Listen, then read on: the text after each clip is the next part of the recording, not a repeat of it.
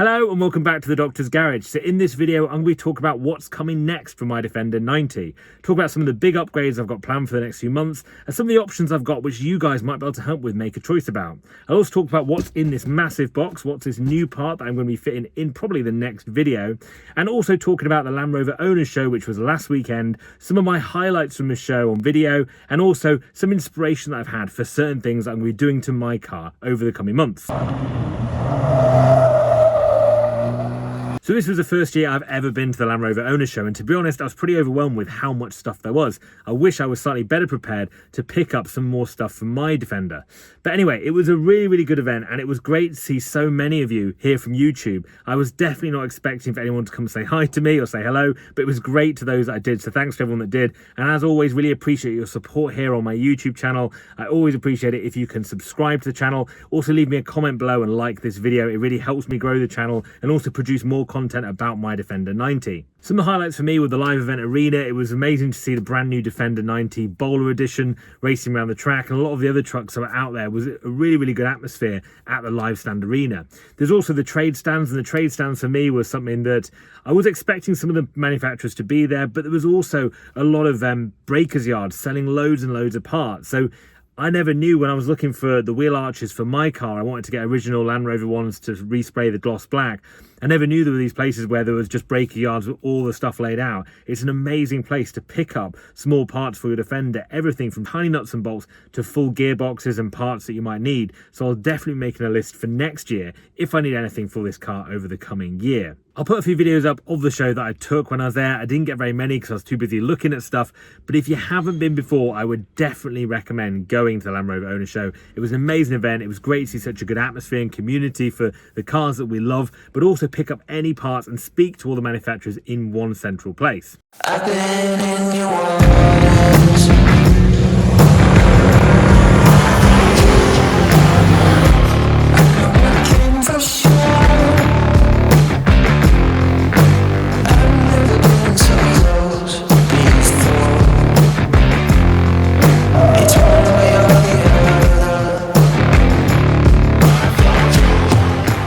You may be wondering what's in this box I've got here in the middle of my Defender. I'm going to show you guys now, and actually it was bought from one of you guys off YouTube that messaged me saying you had this for sale. So thanks so much to Chris for sorting me out with this, but I'll show you what this part is and how it's going to fit into my car. So let's take a look.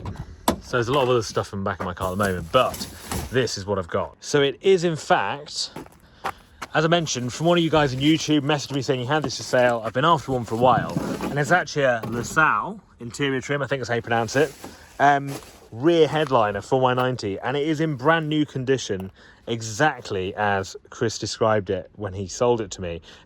Really excited to get this fitted, because one of the biggest problems for me having a van bag, excuse all the absolute mess in the back of here, is this. Not because of the moisture, but partly because of the moisture, but really the noise, the vibration, and also just the kind of untidiness with the front having the headliner, because this was originally a van-backed vehicle, even though all the windows that I've cut into it, you can see it always looks quite bare and quite sparse, and I'd really like to get that sorted out. So this is what I'm going to try and fit into this car. Now the problem is I obviously have the original headliner here, which is very different, because that is a fabric lined headliner. This headliner is kind of like a, I don't know if it's got a fiberglass GRP, something like that. It's quite a hard, rigid item rather than the kind of carpeted one that I've got. And so it's going to be a bit more difficult to fit, and I'm not really sure how it's going to happen yet because I have no instructions or anything with it. So I'm going to try and work it out, find it out. But as always, document it on YouTube. So I've got that panel there, which I'll just move over, and then I've also got the kind of the middle bar in there, and then the other headliner under here. And as you can see, it's absolutely brand new, and Chris sold this to me for an unbelievable price of £50, which I think is great, delivered. Considering these are quite expensive new, he had bought the front for his own truck and then wanted to get rid of the rear. So I took it off him. I haven't got the Alpine lights, so it fits perfectly for what I'm doing. So really excited to be getting that in my car next. And I think that'll probably be our next video, depending how it goes. But I imagine I'm going to have to take this headliner out and somehow try and fit it in, because they do say on the LaSalle website it's not going to work with the original factory headliner. So let's see how that goes.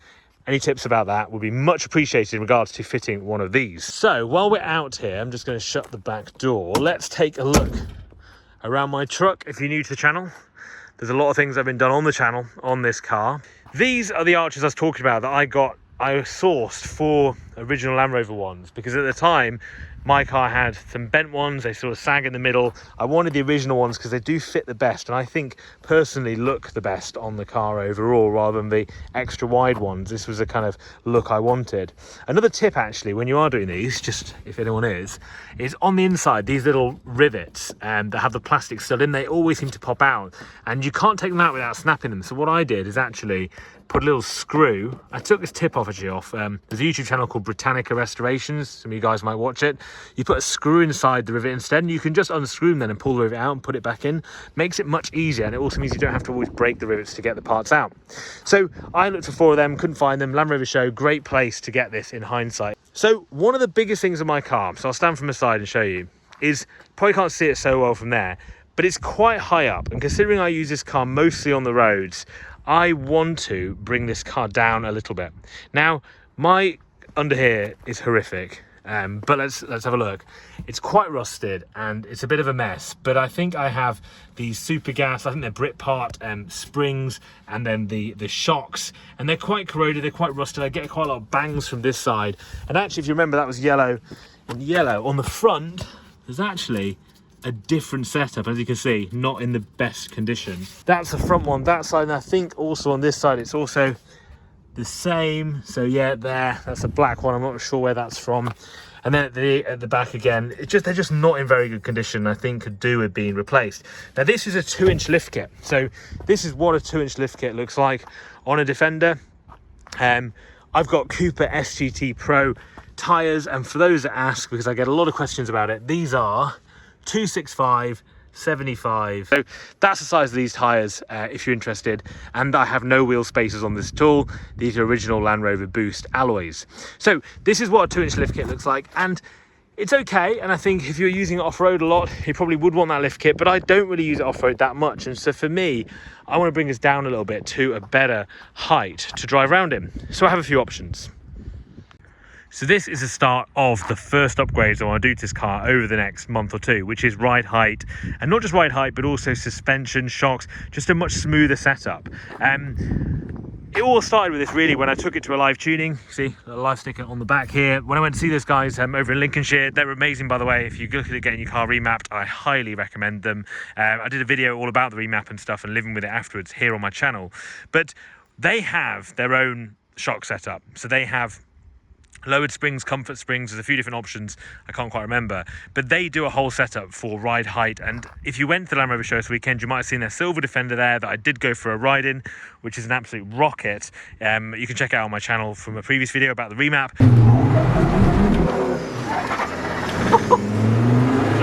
They do a full suspension setup and it looks really good, and I think for me I would probably want to go normal ride height with this, but there's loads of other options with suspension. I'm interested in hearing what you guys at home think about suspension, what's worked well on your Defender, particularly if you have more of a road going Defender rather than an off-road one. What looks the best and rides the best from your point of view, because mine's really clunky when I'm driving. I get a lot of bangs and squeaks from it. Because one of the options, if you guys follow Juice Motors, that you probably do, Sam down south somewhere, he does air suspension, and the air suspension looks amazing on these cars, and I have it on my Discovery 5. It would be a great addition to this car. I have no idea how much it costs, but nevertheless I think that would be a really cool addition to the car too. But anyone who's had air suspension, let me know what you think. Let me know how it's been for you. Has it been a good choice? Is that something I should consider, or should we go for more conventional suspension setup? So that would be my first upgrade. It would be ride height, suspension. I think getting that sorted is going to be really key to making my car a lot better to use, a lot better to drive, particularly now it's had the remap. I can't wait really to get that sorted and make it a lot better. So interested to know your thoughts. Next up, there's a couple of options. So I'm really interested in a wheel carrier. So I don't have one at the moment. It's just mounted straight on the back door. I'm waiting for the day that it snaps off until I get a wheel carrier, and for me it's got to be the ORE wheel carrier. They seem to have the best reputation, their products look amazing, and so for me I think that's where I'm going to be going with that. So stay tuned for that. I'm excited to be fitting that over the next few months, probably once I want to take a better look at that, to be honest.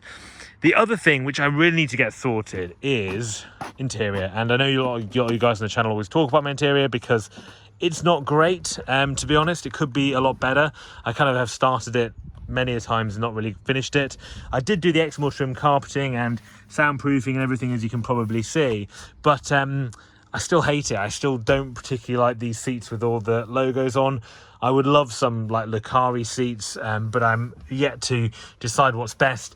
Also, the head unit could do have been changed, and you know, just a few things to tidy up in here, because at the moment it doesn't feel that great. I've got a lot of gear in the back at the moment, but it's also bare metal still. It needs a lot of love and attention in the back, so get in there with that. And then one more thing actually I forgot is I was at the show this weekend and saw the Optimil mirrors, and that is something I really would like, the Optimil mirrors, and also mirror arms, because these are just rubbish. They always move around, they always bend when you're going at speed. That looks really good. Could go for door hinges too, but I quite like my door hinges, and actually they're in pretty good condition now. I've resprayed them and kind of coated them, so I feel that's quite good. Talking about Optimil, my steering wheel is relatively horrific. Not really a big fan of this at all. I think it's a Montney steering wheel. Would love some, you know, a little bit of Alcantara, a little bit of a better wheel setup, potentially the Optimal system where it unclips and comes off. I did have a look at them in the show, so that might be something that's coming to the channel very soon, but that's kind of what I'm thinking at the moment with my car. Also, I should mention, if you're watching this channel and you do like ORE products like my steering guard on here, you get a discount with the code TDG, the Doctor's Garage. So you've put TDG into the checkout on ORE. When you buy any parts, you get a bit of a discount with my code, so definitely use that to get a bit off if you're looking at any parts you might have seen this weekend just gone. As always on YouTube, I'm open to advice about all the parts I've spoken about. Do you have any of the parts that I've mentioned in this video? If you have, let me know in the comments below. How did you get on? What do you think of them? I hope you're as excited as I am about getting all those new parts fitted to my car over the next 6 months. I'll document every single stage of the journey, so if you're thinking about doing any of those things yourself, subscribe to the channel, and I'll see you guys in the next video. I've been in your waters.